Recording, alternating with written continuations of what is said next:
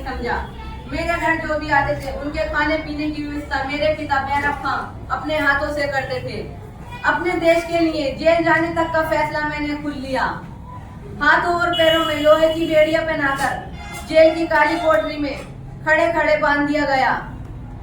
अब किसी को थोड़ी सी भी तकलीफ होती है तो सहन नहीं कर पाते, और जो हमने अपने देश के लिए सहन किया तो उसका क्या।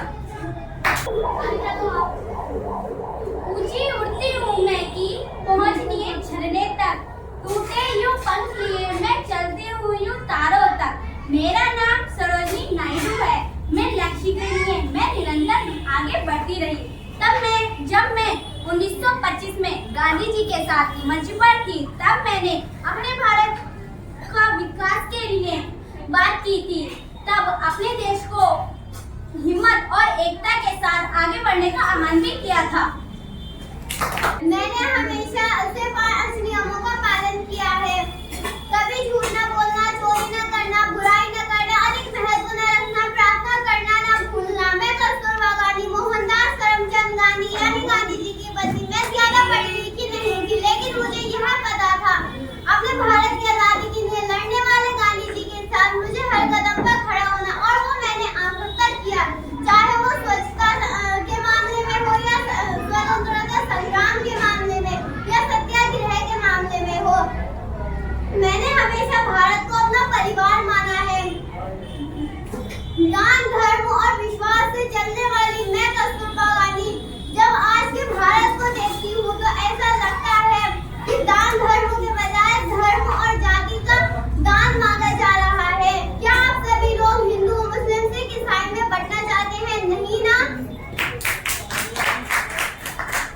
मैं देवी चट्टोपाध्याय, इतिहास के पन्नों में मेरा नाम कहीं खोसा गया है। मुझे हस्तशिल्प, भारतीय हस्तशिल्प विषय में भी जाना जाता है।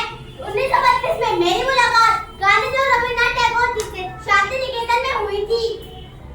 गांधी जी ने उनके व्यक्तित्व से मैं बहुत ज्यादा प्रभावित हुई। गांधी जी ने मुझे हस्तशिल्प विषय में भी प्रोत्साहित किया था। परंतु मेरा जीवन तो बहुत खुशहाल चल रहा था, लेकिन मैं अपने भारत के लिए बहुत चिंतित थी। इसलिए मैं गांधी जी के पीछे बाल्टी और झाड़ू लेकर हमेशा सेवा की तरह खड़ी रहती थी, और मैंने कई शिविर के बाहर अपनी ड्यूटी भी की थी। क्या अपने देश को की स्वच्छता को देखती हूँ तो मुझे बहुत शर्म महसूस होती है। क्या आप लोग फिर से भारत को स्वच्छ बनाने में मेरी मदद करेंगे?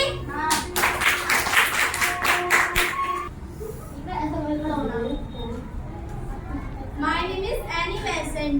मैंने जब भारत की धरती पर पहला कदम रखा, उसी दिन से मेरे अंदर भारत के प्रति प्रेम की भावना प्रकट थी। भारतीय सभ्यता को अपने अंदर समा लिया, भारतीय संस्कृति को अपनाया, भारतीय कपड़ों को अपनाया और यहाँ की सभ्यता को अपनाया और लोगों तक पहुँचाने का प्रयास भी किया। मैं एक विदेशी होकर अपने भारत के लिए इतना बड़ा श्रमदान दे सकती हूँ, तो आप एक भारतीय होकर अपने देश के लिए कुछ नहीं कर सकते?